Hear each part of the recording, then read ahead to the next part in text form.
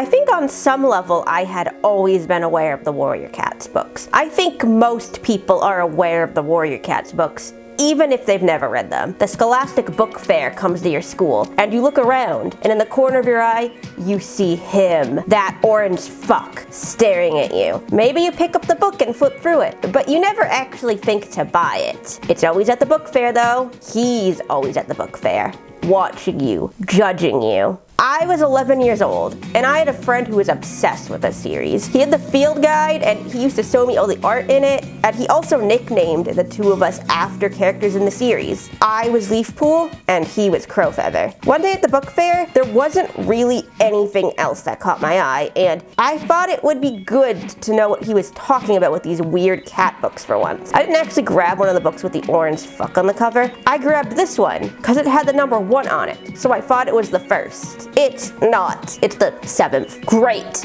Awesome. It was the first book in the new arc, though. So it did take a chapter or two to reestablish the setting and characters, so I had no trouble at all keeping up. And let me tell you, the day I started reading this book is the day I ruined my life. I spent my childhood and early teenhood making warrior names and warrior clans and going on role-playing sites and making my own role-playing sites. I used to make up warrior names for my siblings and parents and aunts and uncles and draw us all as cats. My entire life revolved around cats. But, you know, the years went by, and soon I was like 15. I wasn't actually reading Warriors at that point, but you know, The Last Hope came out, and I thought it was the last Warriors book. I was completely wrong about that fact, but I thought it was the last Warriors book, and I wanted to just see how the series ended. So I read that, and then I didn't touch a Warriors book for nearly 6 years. Until one day I was sitting at a traffic light when all of a sudden I thought to myself, you know, Red Light could be a Warrior's name. And then I took my foot off the brake and slammed directly into a tree, killing myself instantly. I couldn't believe that after all these years of not even thinking about this series, that suddenly a thought I could have had back when I was 11 just casually crossed my mind. To make matters worse, now that I was thinking about it, all the feelings those books gave me back when I was a child came flooding back. All my opinions on Snow Kit, all the clans and names I had made up. And then I was like, I wonder what's even going on with the series. I saw some new books floating around Walmart at one point. I know the series didn't end in 2012. How many more? Okay. How many books are, hang on one sec, how many books are there? 6, 12, 18, 24, 30, 36, 38, 50, 51, 52, 54, 71, 72, 73, 74, 75, 76, 77, 78, 79, 80, 81, 82, 83. 83 books. Are people actually reading this? Is there a fandom? Is there... holy shit. There sure are a lot of people passionate about Warrior Cats. There sure are a lot of people angry about Warrior Cats. There are people rewriting Warrior Cats. Like, not just changing 1 or 2 things, completely rewriting Warrior Cats. There are people who think Warrior Cats is bad and badly written and just plain sucks, but are passionate enough to take the time to rewrite the entire series. Hello? So, back in the olden days of 2019, I actually started writing a script for a Warriors video, just intending it to be one big video. You know, I knew it was going to be a little on the long side, like, I was speaking maybe like the length of like Sherlock is garbage and here's why or something, like, you know, like 2 hours. And then I actually started like making videos, and I realized it wasn't really going to work. Because my Warrior Cat script, and I wasn't even done with it yet, but my Warrior Cat script was 56 pages. My current longest video, the Harper's Island video, do not watch it because I completely fucked up the upload. That was about a 10-page script.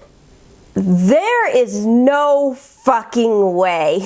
So I decided I was just gonna split this up, you know? I am not sure how many videos it's gonna be. Probably way too many.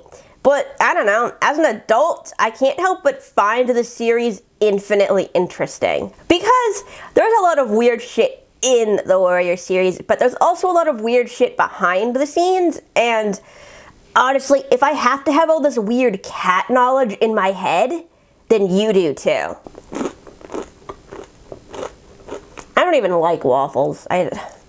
Welcome to Warrior Cats Part 1. What even is Warrior Cats? Warrior Cats is actually just called Warriors, but everyone, including the official website, calls it Warrior Cats, assumedly because it makes it easier to Google. The first book was published by HarperCollins in January of 2003. It was written by Erin Hunter, who, surprise, isn't actually a real person. She's actually a lot of different people. Vicky Holmes, Sheriff Baldry, Kate Carey, Tu Sutherland, Clarissa Hutton, and a bunch of other people that the website doesn't list. This isn't some insider knowledge either. It's pretty public, and the dedication page of each book tends to credit the person who actually wrote it. Vicky Holmes was the original Erin. She worked on Warriors first at the request of HarperCollins, and it was only supposed to be one book. Yeah, seriously. Warriors came about because our publisher, HarperCollins Inc., asked me to come up with a fantasy story about feral cats. I wasn't hugely keen, I must confess, because I couldn't imagine coming up with enough ideas. Kate came on board as the writer shortly after the first storyline was bashed out. I invited Sheriff to join for book 3 because I knew she was a brilliant writer who loved cats. One story stretched to 6, then 9, then 12, and now there will be over 30 books by the time we get to the end. This quote is from 2008, by the way.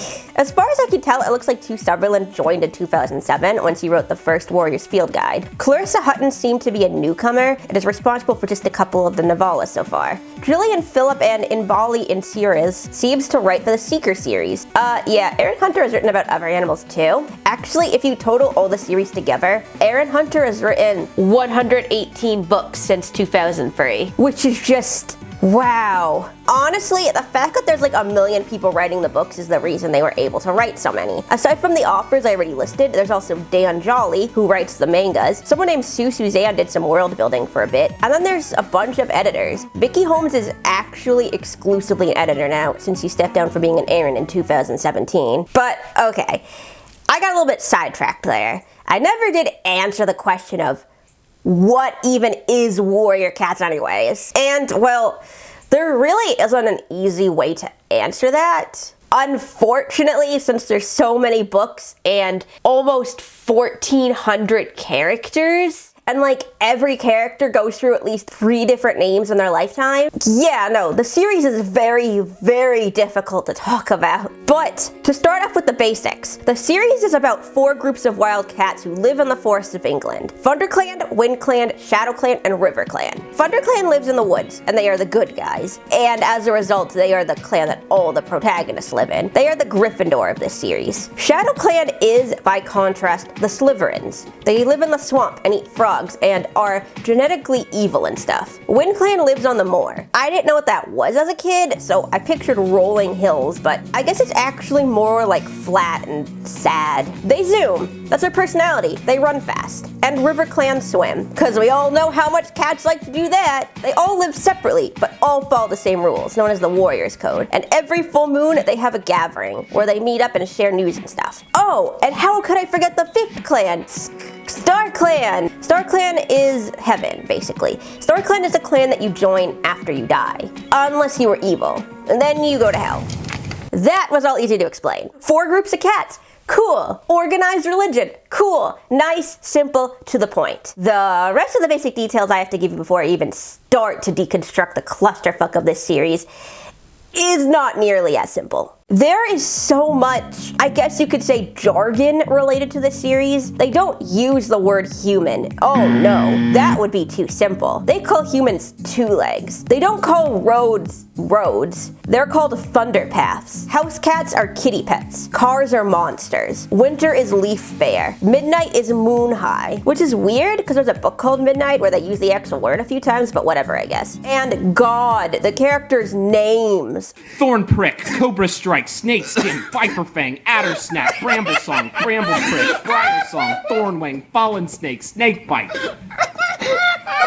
So basically, when you are born into this cat society, you are given a nature name, like sand, or an adjective, like bright, or a color, like blue. It's usually based off of what your appearance is. And then they put kit at the end of it. This is because you're kit in. So sand kit, bright kit, blue kit. Get it? Okay. When you get old enough, you become an apprentice, which means that you train to be a warrior, and they change your name to Paw. Like, sand kit becomes sand paw, bright kit becomes bright paw, and blue kit becomes blue paw. The official reason why they use the name Paw is to represent the paths that their paws are on. Although I don't think this is ever said in the actual books. But yeah, whatever. So they train for a while and then they become warriors. A warrior in this universe is basically a cat who hunts and fights for their clan. Nearly every cat in a clan becomes a warrior, although one or two usually become medicine cats. Medicine cats are the healers and the spiritual advisors and are very important to clan culture. It was a message from StarClan. Anyways, at that point, the apprentices get a new name, and it could pretty much be anything, although it's most commonly a cat body part or something in nature. Sandpaw becomes Sandstorm,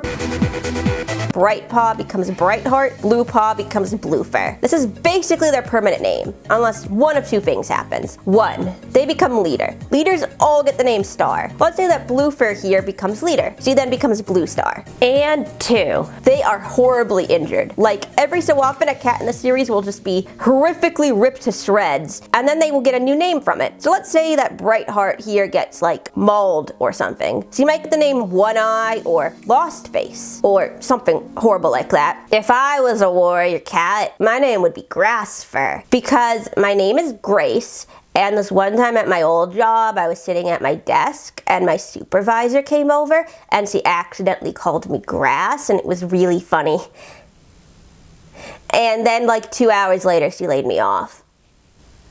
And the fur part is because I don't have a personality. Personally, I think that the naming system itself, as it's presented in the books, is actually pretty good. It's simple enough for a child to understand, but unique enough that it can inspire creativity. All you need is a nature word, or a color, and then a cat body part or something else in nature, and bam! You got a warrior name. It's so easy to use, and is extremely open-ended in the fact that the series does not give any hard rules on what you can or can't do. So kids can come up with the craziest names, and it still feels like it's a part of the Warriors universe. When I was a kid, I had OCs named Poolshine, Amberlight, Cowspots, Red Fox, Snow Rose, etc., etc. It also makes the whole thing easy to fuck around with. Just using the prefixes and suffixes used in the books, we can make the names Sunflower, Bluetooth, Red Light, Green Light, Yellow Light, Flashlight, Deadpool, Blueberry, Blackberry, Blackfish, Black Hawk, Black... Okay, let's stop there. So yeah, it's a fun and open-ended system, and while I do intend to go into some of the deeper flaws with it, that's probably better served in a later video. This video is a crash course so that this all doesn't sound like complete gibberish. I mean, the main character has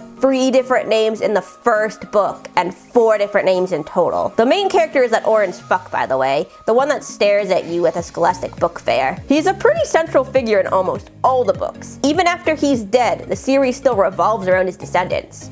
Spoiler alert, I guess. So yeah, finally, without any further ado, here is the plot of the first 4 series, which is what I refer to as the Firestar saga, in the loosest, most understandable way I could phrase it.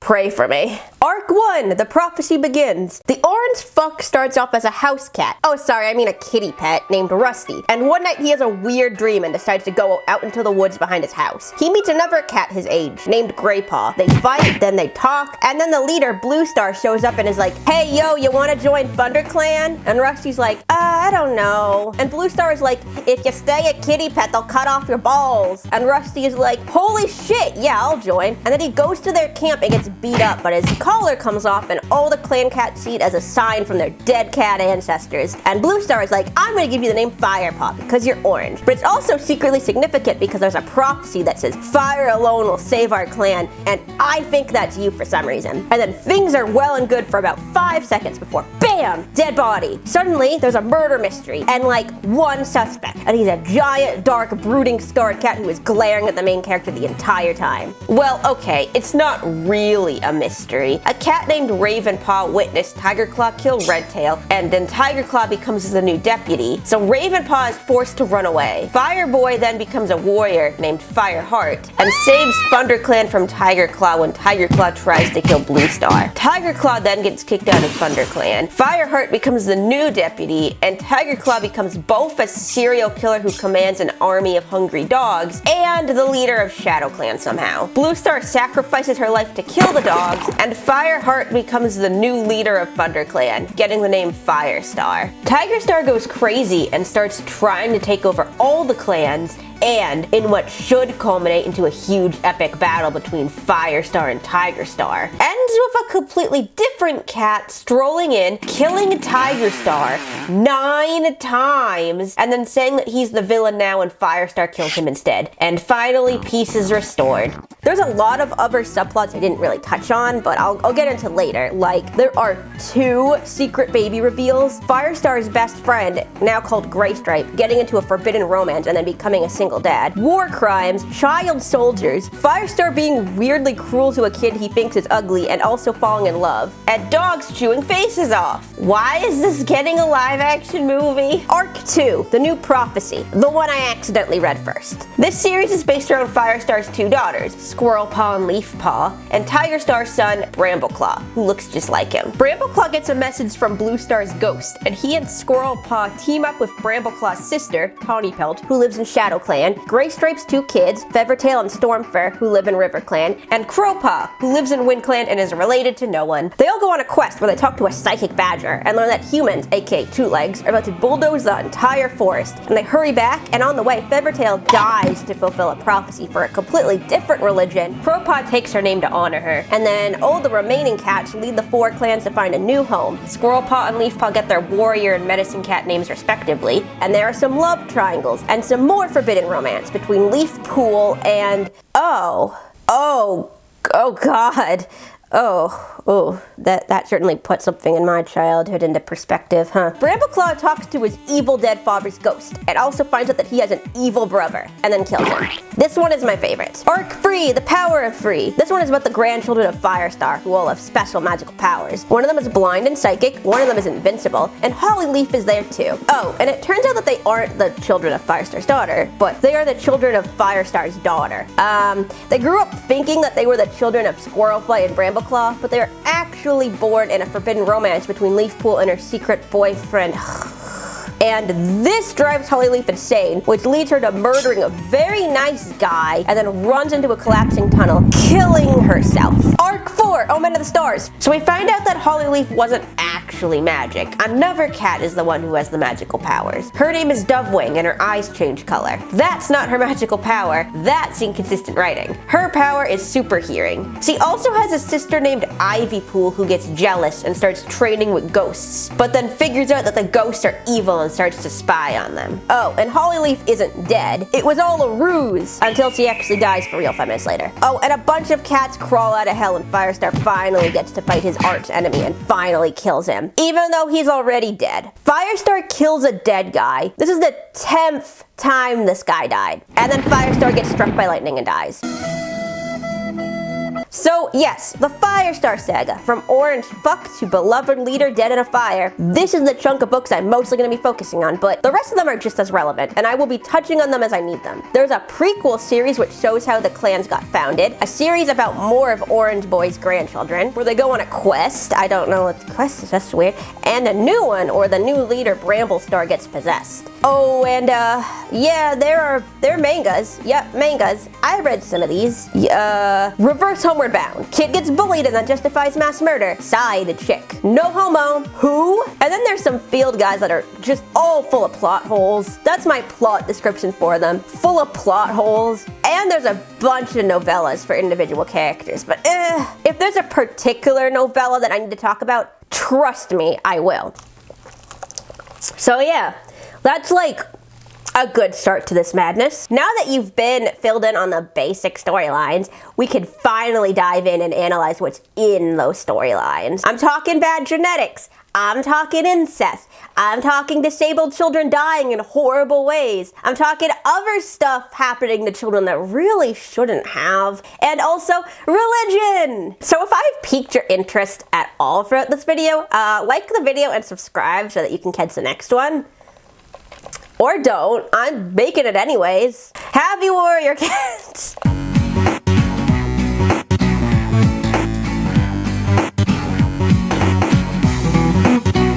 Do you guys like my ears? I wasn't really sure exactly where to find cat ears, right? Also, there's this beeping. I have no idea if it's gonna show up in the video. It started, I don't know what it is. I'm ignoring it. I keep starting takes over because it keeps beeping in the middle of it. Hopefully this video turns out coherently. Anyways, cat ears. I got them at Icing. It was like $10 for these, and the lady, I was the only person in that store, and the lady kept saying to me, hey, buy free, get free for the cat ears, and I was like, I don't need 6 though, and she was like, yeah, but it's buy free, get free. She kept saying it over and over again, and I was like, I'm not doing that, I don't need 6, and then she came over to me and she was like, hey, if you let me pierce your ears, I'll give you 20% off your purchase, and I was like, no, thank you.